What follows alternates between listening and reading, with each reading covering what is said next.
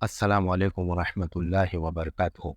سامعین، صراط المستقیم چینل پہ پھر سے ایک بار خوش آمدید۔ امید ہے کہ آپ سب خیریت سے ہوں گے۔ آپ سے گزارش ہے کہ اگر آپ اس چینل پہ نئے ہیں تو چینل کو سبسکرائب کریں، آڈیو کو لائک کریں، زیادہ سے زیادہ شیئر کریں اور بیل آئیکن پہ کلک کریں تاکہ آپ کو نئے آڈیو کی نوٹیفیکیشن ملتی رہے۔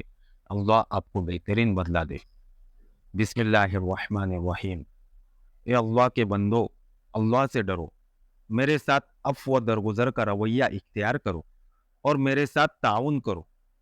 امر بالمعروف اور نہی عن المنکر میں میری مدد کرو، اور تمہاری جو خدمات اللہ نے میرے سپرد کی ہے ان کے متعلق مجھے نصیحت کرو۔ میں تم سے یہ بات کہہ رہا ہوں اور اپنے اور تمہارے لیے اللہ سے مغفرت طلب کر رہا ہوں۔ ایک روایت یہ بھی ہے کہ عمر رضی اللہ عنہ نے یہ خطبہ نماز سے پہلے دیا تھا اور اس کے بعد نماز پڑھائی تھی۔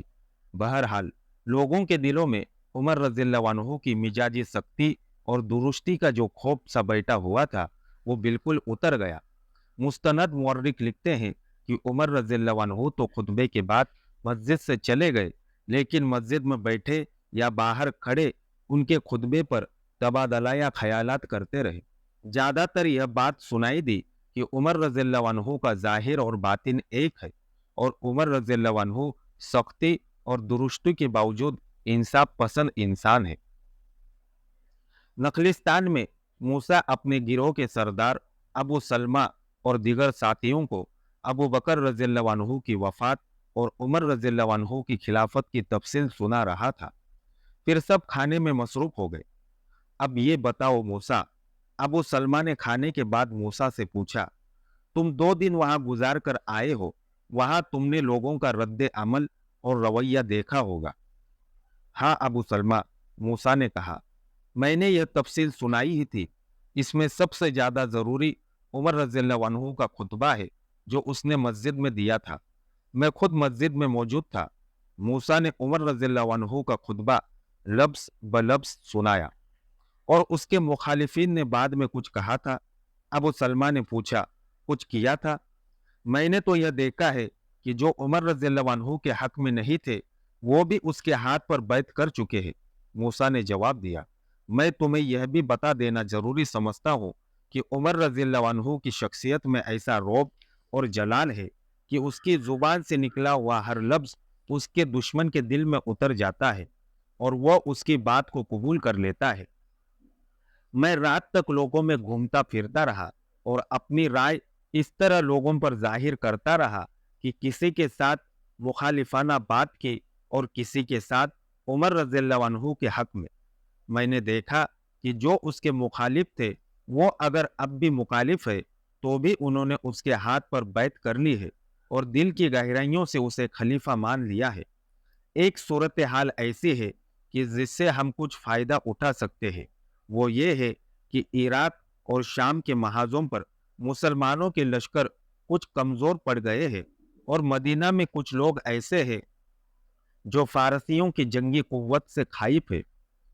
ہاں، اسحاق نے کہا، محاذوں کی اس صورتحال سے ہم یہ فائدہ اٹھا سکتے ہیں کہ مدینہ اور گرد و نواح کے لوگوں میں فارسیوں کا خوف پیدا کرے۔ اس سے یہ فائدہ ہوگا کہ لوگ محاذ پر جانے سے ہچکچائیں گے۔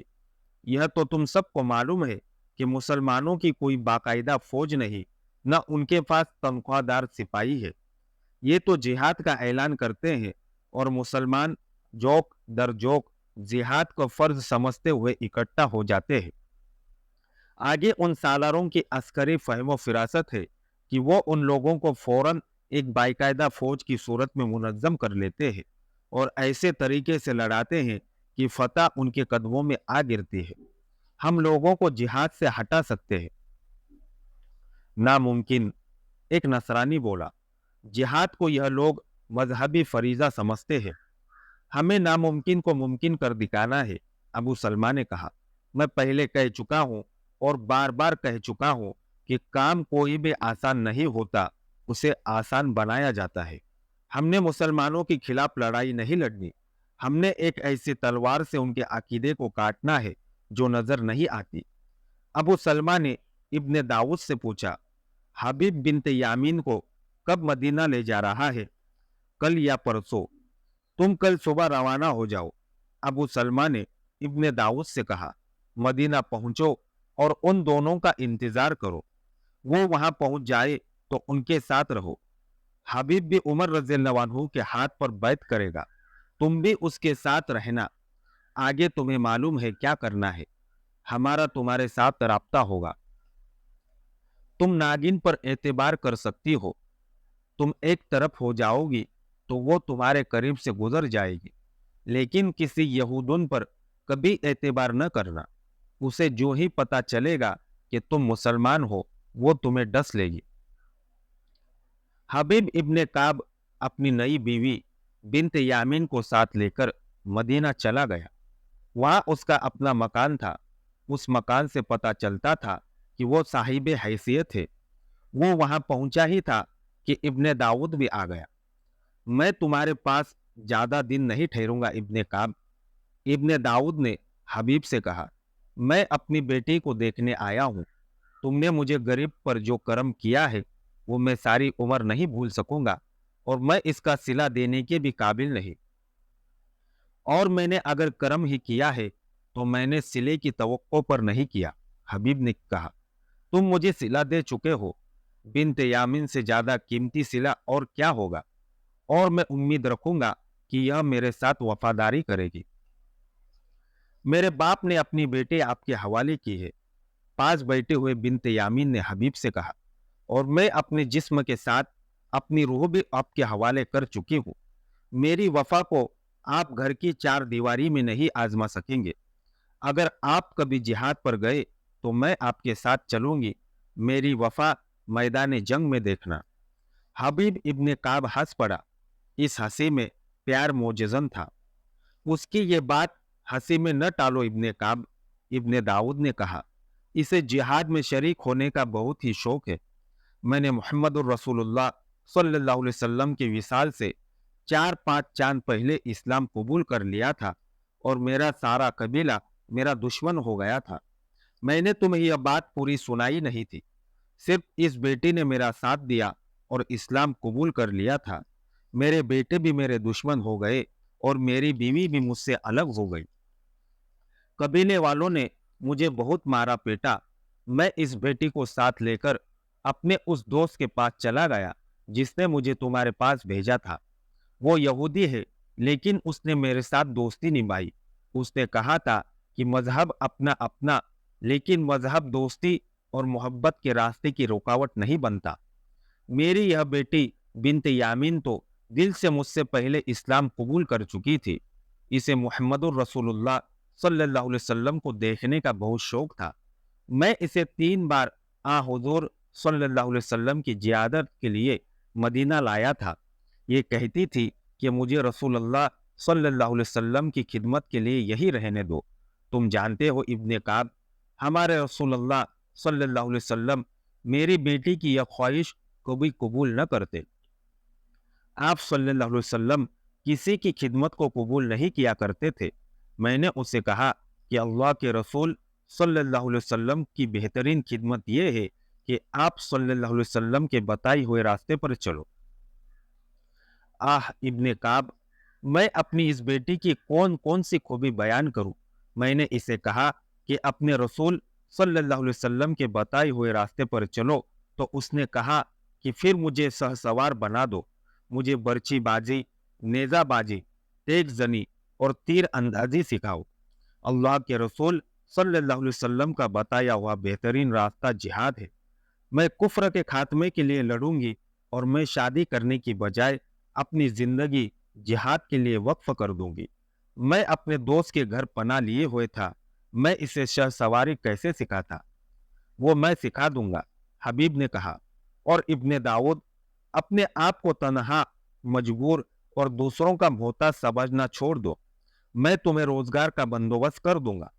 खुदा की कसम, तुम अल्लाह के नेक बंदों में से हो इब्ने काब।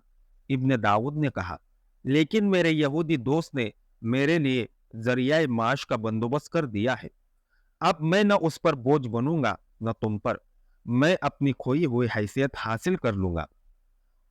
मैं एक बात कहूंगा इब्ने दाऊद, हबीब ने कहा, اگر تم ایک یہودی کا احسان نہ لیتے تو اچھا تھا۔ کوئی بھی یہودی بہت اچھا آدمی ہو سکتا ہے، لیکن وہ مسلمان کے لیے اچھا دوست نہیں ہو سکتا۔ یہودی مسلمان کا دوست ہو ہی نہیں سکتا۔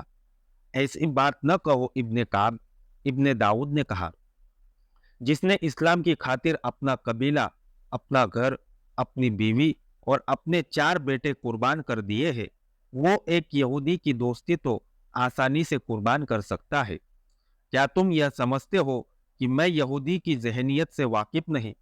میں جہاں دیکھوں گا کہ یہودیوں کے ہاتھوں اسلام کو نقصان پہنچ رہا ہے تو اپنے یہودی دوست کے سب احسان بھول کر اسلام کو نقصان سے بچاؤں گا۔ تم شاید نہیں جانتے ابن داؤد، حبیب نے کہا، یہودیوں نے رسول اللہ صلی اللہ علیہ وسلم کو قتل کرنے کی بھی کوشش کی ہے، اور وہ بھی اس صورتحال میں کہ رسول اللہ صلی اللہ علیہ وسلم نے یہودیوں کے ساتھ معاہدے کر کے انہیں اپنے ساتھ رکھنے کا فیصلہ کیا تھا۔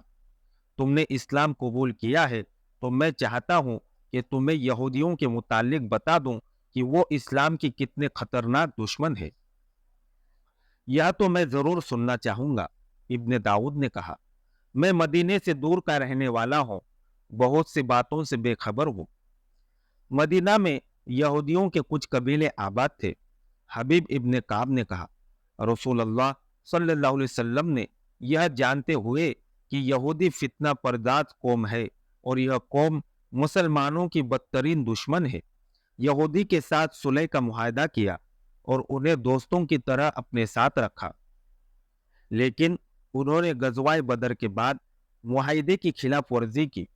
اس وقت مدینے کے اندر اور خصوصاً مضافات میں یہودیوں کی اجارہ داری تھی اور ان کی آبادی بھی زیادہ تھی۔ رسول اللہ صلی اللہ علیہ وسلم نے ان کے ساتھ یہ معاہدہ کیا کہ مدینہ پر اگر کوئی دشمن حملہ کرے گا تو یہودی مسلمانوں کی مدد کریں گے اور دشمن کی مدد نہیں کریں گے۔ اس کے عوض مسلمان یہودیوں کا اس طرح خیال رکھیں گے اور ان کے ساتھ تعاون کریں گے۔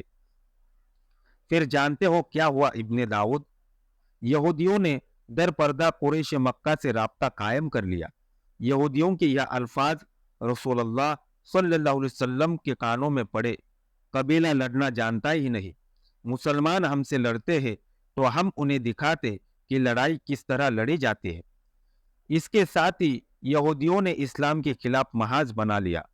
ماہ شوال 2 ہجری میں رسول اللہ صلی اللہ علیہ وسلم نے دیکھا کہ یہودیوں نے صلح کا معاہدہ توڑ ڈالا ہے، تو آپ صلی اللہ علیہ وسلم نے یہودیوں کے خلاف جنگی کارروائی کر کے انہیں مدینہ سے نکال دیا۔ یہودیوں کا یہ قبیلہ بنو قینقاع تھا۔ یہودیوں کا دوسرا قبیلہ بنو نذیر تھا۔ چونکہ اس قبیلے نے معاہدے کا کچھ پاس کیا تھا، اس لیے اسے مدینے میں رہنے دیا گیا۔ 2 سال بعد 4 ہجری میں اس قبیلے کی ذہنیت بھی بے نقاب ہو گئی۔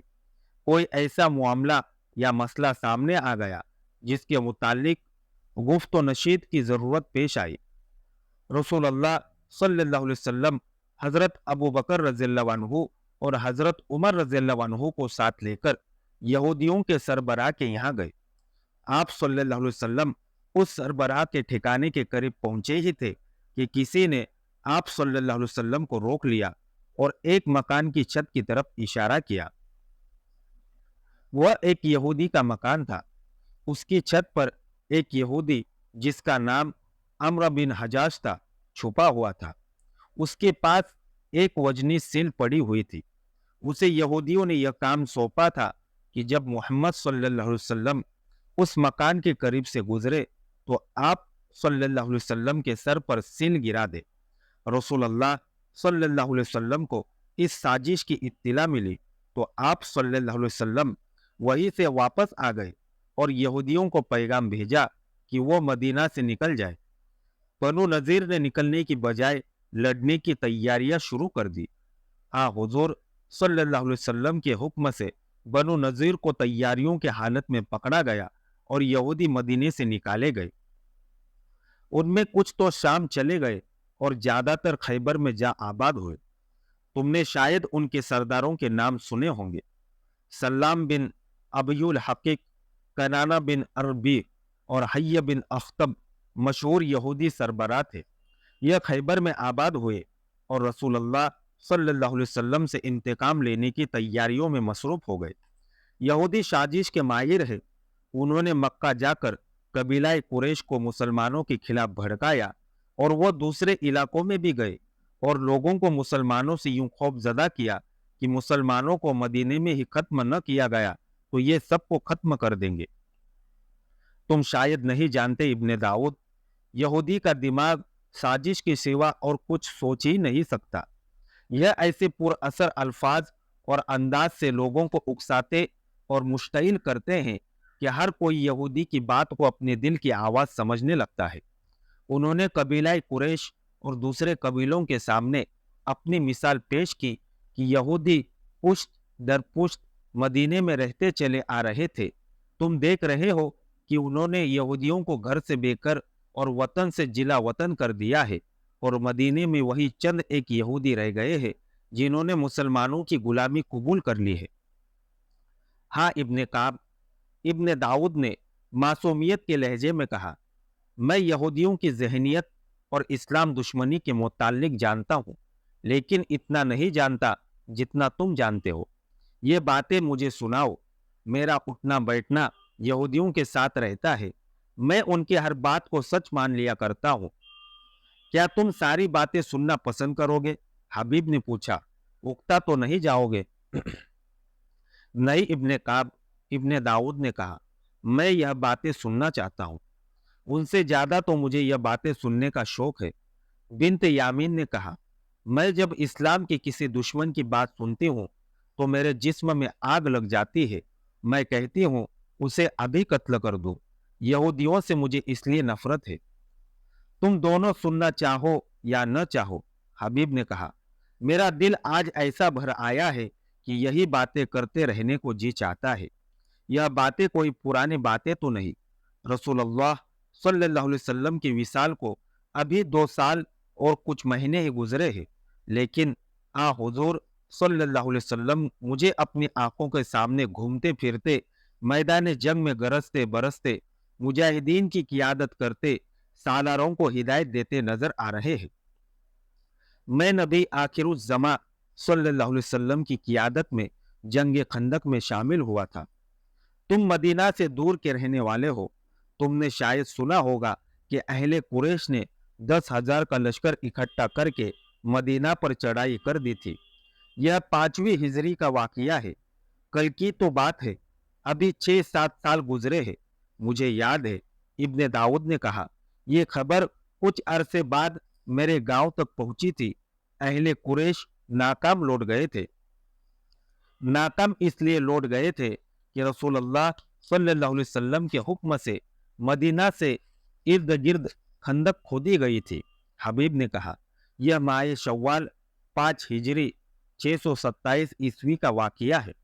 میں تمہیں سنا رہا تھا کہ یہودی مدینہ سے نکالے گئے تو انہوں نے قبیلہ قریش کو اور دوسرے قبیلوں کو بھی مسلمانوں کے خلاف ایسا مشتعل کیا کہ ابو سفیان 10,000 آدمیوں کا لشکر لے کر مدینہ پر چڑھ جوڑا۔ خندق نے انہیں آگے نہ بڑھنے دیا۔ اہل قریش اور ان کے ساتھ آئے ہوئے دوسرے قبیلوں نے مدینہ کو 1 ماہ پورا محاصرے میں رکھ لیا۔ انہوں نے خندق عبور کرنے کی بہت کوشش کی لیکن نہ کر سکے۔ رسول اللہ صلی اللہ علیہ وسلم نے حکم دیا کہ رات کو خندق کے ساتھ ساتھ پہرا دیا جائے۔ صرف ایک طرف تھوڑے سے حصے میں خندق نہیں تھی، میں اسی طرف تھا۔ دشمن نے ادھر سے آگے بڑھنے کی کوشش کی تھی اور لڑائی بھی ہوئی تھی، میں اس لڑائی میں شامل تھا۔ تم نے عرب کے مشہور بہادر آدمی عمرو بن عبدود کا نام سنا ہوگا۔ وہ عمرو بن عبدود جس کے متعلق مشہور تھا کہ اس کی طاقت 500 گھڑ سواروں کے برابر ہے۔ ہاں ابن داؤد، حبیب نے کہا، وہ واقعی بہت بہادر تھا۔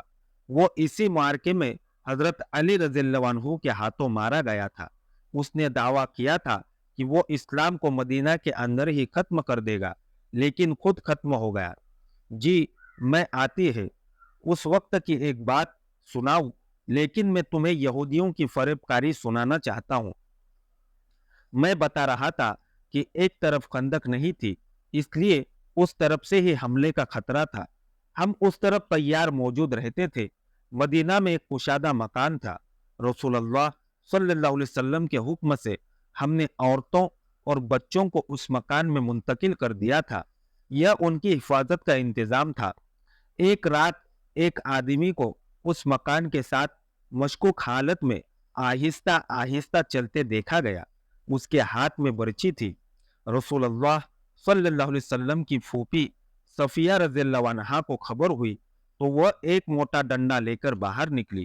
اس آدمی پر انہوں نے عقب سے حملہ کیا اور سر پر ڈنڈے مار مار کر اسے ختم کر دیا۔ کون تھا وہ؟ بنت یامین نے پوچھا۔ وہ یہودی تھا، حبیب نے جواب دیا۔ بنو قریظہ کا آدمی تھا۔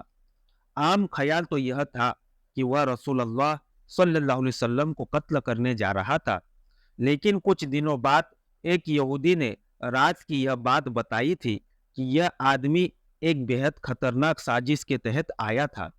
وہ ان یہودیوں میں سے تھا جنہیں مدینہ سے نہیں نکالا گیا تھا، کیونکہ انہوں نے مسلمانوں کے آگے غلامانہ انداز اختیار کر لیا تھا اور مسلمانوں کو ان پر اعتبار آ گیا تھا۔ سازش یہ تھی کہ یہ یہودی اس مکان کے اندر چلا جائے گا جس میں ہماری عورتیں اور بچے تھے، اور یہ ان پر برچیوں سے حملہ کر دے گا۔ عورتوں اور بچوں نے شور و گل مچانا تھا اور ان میں بھگدڑ بھی برپا ہونی تھی۔ ظاہر ہے کہ ہم سب نے ادھر دوڑے جانا تھا۔ اس صورتحال میں قبیلہ قریش اور دیگر قبیلوں نے راستہ صاف دیکھ کر ہم پر حملہ کر دینا تھا، لیکن یہ یہودی پہلے ہی مارا گیا اور دشمنوں کی سازش ناکام ہو گئی۔ تمام حملہ آور قبیلے مایوسی کے عالم میں واپس چلے گئے۔ قبیلہ قریش اور ان کے حامی قبیلے تو ہار مان گئے، لیکن یہودی شیطانیت کی علم بردار قوم ہے اور ہار نہ ماننا شیطان کی خصلت ہے۔ وہ بدی کو دل سے نکلنے نہیں دیتا۔ یہودیوں کے 3 سربراہ سلام بن ابی الحقیق، کنانہ بن عربی اور حی بن اخطب مدینہ سے خیبر چلے گئے، جہاں مدینہ کے یہودی جا کر آباد ہوئے تھے۔ ان 3 یہودیوں نے ایک عرب قبیلے بنو سعد کو مسلمانوں کے خلاف بھڑکانا شروع کر دیا۔ انہوں نے ایسے ایسے انداز اختیار کیے کہ بنو سعد ان کے جھانسے میں آ گئے اور مسلمانوں کے خلاف لڑنے کے لیے تیار ہو گئے۔ یہ خندق کے مارکے کے 1 سال بعد کا واقعہ ہے۔ خیبر کی طرف سے آنے والے ایک تاجر نے مدینہ میں آ کر کسی سے ذکر کیا کہ خیبر میں بنو سعد مدینہ پر حملے کی تیاریاں کر رہے ہیں۔ یہ خبر رسول اللہ صلی اللہ علیہ وسلم تک پہنچ گئی۔ حضور صلی اللہ علیہ وسلم کا یہ اصول تھا کہ دشمن تمہارے خلاف تیاری کر رہا ہو تو اسے تیاری کی حالت میں اس کے گھر جا کر پکڑو، اپنے گھر بیٹھے اس کا انتظار نہ کرتے رہو۔ چنانچہ آپ صلی اللہ علیہ وسلم نے حضرت علی رضی اللہ عنہ کو بنو سعد پر حملے کے لیے بھیجا۔ بنو سعد کو اس حملے کی توقع نہیں تھی۔ حضرت علی رضی اللہ عنہ کے ساتھ کوئی زیادہ لشکر نہیں تھا، لیکن بنو سعد پر یہ حملہ ایسا اچانک تھا کہ وہ بھاگ نکلنے کے سوا کچھ بھی نہ کر سکے۔ حضرت علی رضی اللہ عنہ مجاہدین کے لشکر کے ساتھ مدینہ واپس آئے تو ان کے ساتھ بنو سعد کے 500 اونٹ تھے۔ کیا تم بھی حضرت علی رضی اللہ عنہ کے ساتھ گئے تھے؟ ابن داؤد نے پوچھا۔ نہیں، حبیب ابن کعب نے کہا، میں دوسرے لشکر کے ساتھ گیا تھا اور یہی خیبر کی اصل لڑائی تھی۔ میں اس لڑائی کی ساری باتیں نہیں سناؤں گا۔ میں تمہیں یہودیوں کی اسلام دشمن ذہنیت سے خبردار کر رہا ہوں۔ بنت یامین، کیا تم ناگین پر اعتبار کر لو گی کہ تمہیں نہیں ڈسے گی؟ نہیں، تم ناگین پر اعتبار کر سکتی ہو، حبیب نے کہا۔ تم ایک طرف ہو جاؤ گی تو وہ تمہارے قریب سے گزر جائے گی، لیکن یہودن پر کبھی اعتبار نہ کرنا۔ اسے جو ہی پتا چلے گا کہ تم مسلمان ہو تو وہ تمہیں ڈس لے گی۔ بنو سعد کو ان یہودیوں نے بھڑکا کر مسلمانوں سے مروایا تو انہوں نے ایک اور قبیلے کو مسلمانوں کے خلاف بھڑکانا شروع کر دیا۔ یہ تھا قبیلہ غطفان، جو بنو سعد سے زیادہ طاقتور تھا۔ اس قبیلے نے مدینے پر حملے کی تیاریاں شروع کر دی اور اس کی بھی خبر مدینہ پہنچ گئی۔ اب رسول اللہ صلی اللہ علیہ وسلم خود خیبر کو روانہ ہوئے۔ ہجری کا 7واں سال شروع ہو چکا تھا۔ میں ان 1400 پیادوں کے ساتھ تھا۔ जो खैबर पर हमला करने गए थे। हमारे साथ सिर्फ 200 घुड़सवार थे। यहूदियों ने थोड़े से अरसे में किले बना लिए थे। मुझे उनके नाम याद है। नाम, कमोस, सअब, वती और सलालम। इनमें वती और सलालम बहुत मजबूत किले थे। बाकी सब किले फतह हो गए, लेकिन इन 2 किलों को फतह करना बहुत ही मुश्किल काम था। तुमने शायद एक आदमी का नाम नहीं सुना होगा। यह अम्र बिन अब्दुद जैसा बहादुर आदमी था। उसका नाम मरहब था और यह दोनों किले उसी के थे। नहीं, इब्न दाऊद ने जवाब दिया, मैंने उसका नाम कभी नहीं सुना। तुम उसकी बहादुरी की बातें सुनाओ। मुझे तुम्हारी बातें अच्छी लग रही है। मैं तो कहता हूँ, हबीब ने कहा, दिन हो या रात यही बातें सुनाता रहो। हुआ यूं कि रसूलुल्लाह सल्लल्लाहु अलैहि वसल्लम ने अबू बकर रज़ियल्लाहु अन्हु को सिपे सालार मुकर्रर करके उन्हें 2 किलों को फतह करने के लिए भेजा। मैं भी उस लश्कर के साथ था। लश्कर क्या था? 1400 प्यादे और 200 घुड़सवार। उनमें कुछ जख्मी होकर बेकार हो चुके थे और चंद एक शहीद भी हो गए थे। गतफान के आदमियों ने बाहर आकर इतना सख्त मुकाबला किया कि हम हार गए। हमारे सालार अबू बकर रज़ियल्लाहु अन्हु लश्कर को पीछे ले आए। रसूलुल्लाह सल्लल्लाहु अलैहि वसल्लम ने हजरत उमर रज़ियल्लाहु अन्हु को सालार मुकर्रर करके अलम उनके सुपुर्द किया। हजरत उमर रज़ियल्लाहु अन्हु ने हमें 2 दिन लड़ाया, मगर मैं गतफान वालों की बहादुरी की तारीफ करता हूँ कि उन्होंने हमारे कदम न जमने दिए। उमर रज़ियल्लाहु अन्हु भी नाकाम लौट आए। वह तो बहुत ही बहादुर थे। इब्न दाऊद ने कहा, जिन्होंने मुसलमानों को पसपाई पर मजबूर कर दिया वो यकीनन दिलेर और निडर थे। वह दिलेर और निडर थे। कुछ हम तादाद में बहुत थोड़े थे। हबीब इब्न काब ने कहा, और हम पहली लड़ाइयों के थके हुए भी थे। उनकी असल ताकत मरहब था। वो उनकी जुर्रत और जानिसारी की अलामत बना हुआ था। हमारे सालार कहते थे कि मरहब को मार लिया जाए तो यह दोनों किले लिए जा सकते हैं।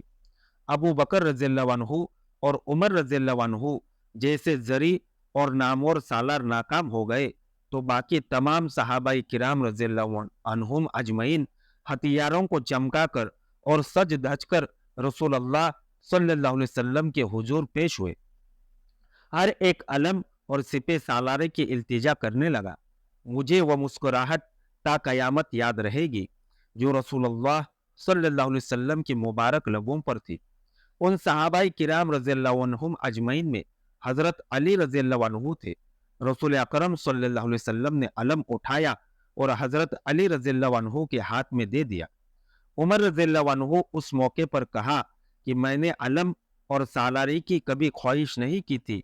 अल्लाह ने यह फ़क्र अली रज़ियल्लाहु अन्हु की किस्मत में लिख रखा था।